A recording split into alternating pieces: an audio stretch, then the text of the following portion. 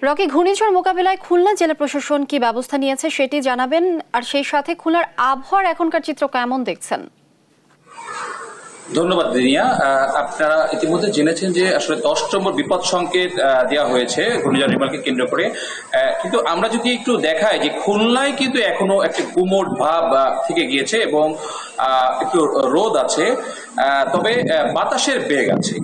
সব মিলিয়ে খুলনায় কিন্তু একটু থমথমে অবস্থা। তবে যদি একটু বলি যে খুলনা থেকে 100 কিলোমিটার দূরে কয়রা উপজেলা, যেটা সুন্দরবনের গা ঘেঁষে আসছে, সেখানে কিন্তু সকাল থেকে গুড়ি গুড়ি করে বৃষ্টি হয়েছে এবং সেখানকার আশ্রয় কেন্দ্রগুলোকে কিন্তু প্রস্তুত করা হয়েছে।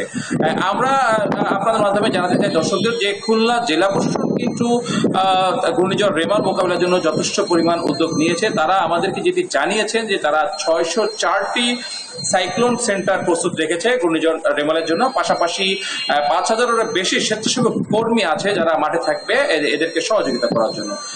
আমি একটু বলে রাখি যে এই ঘূর্ণিঝড় রেমাল আসলে আঘাত আনতে পারে খুলনা জেলার আর দাগো, কয়রা, পাইকগাছা, বটিকাটার এক অংশে, কিন্তু এই এলাকার প্রায় 3 লাখ মানুষের জন্য আশ্রয় কেন্দ্র রাখা হয়েছে। পাশাপাশি কিন্তু হাসপাতালগুলোতে কিন্তু জেনারেটরের ব্যবস্থা করা হয়েছে এবং যারা সরকারি কর্মকর্তা তাদের সকলের ছুটি বাতিল করা হয়েছে। আমি আপনাকে একটু বলে রাখতে চাই যে ঘূর্ণিঝড় রেমাল কিন্তু খুব কাছাকাছি চলে এসেছে বলে আবহাওয়া অফিস থেকে জানিয়েছে এবং আমরা সর্বশেষ যে তথ্যটি জানতে পেরেছি যে এই রেমালের সাথে কিন্তু আয়লার একটা সম্পর্ক পাওয়া গেছে এবং আয়লা আসলে যেমন জোর বেগে হামলা এনেছিল, রেমালটাও এরকম হামলা আনতে পারে।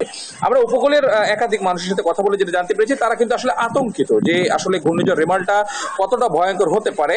তারা কিন্তু খুবই আতঙ্কে আছে এবং তারা ঘূর্ণিঝড় রেমাল মোকাবিলার জন্য যে প্রস্তুতি তারা কিন্তু সেটা নিয়ে রেখেছে এবং প্রশাসন কিন্তু 2-3 দিন আগে থেকে মাইকিং সহ নানাভাবে প্রচার প্রচারণা করেছে নিরাপদ আশ্রয় কেন্দ্রে যাওয়ার জন্য। এবং আমরা যেটা জানতে পেরেছি যে পর্যাপ্ত পরিমাণ খাবার, পানি, সুপেয় পানি, ট্যাবলেট, স্যালাইন সহ শুকনো খাবারেরও ব্যবস্থা জেলা প্রশাসন দিয়ে করা হয়েছে।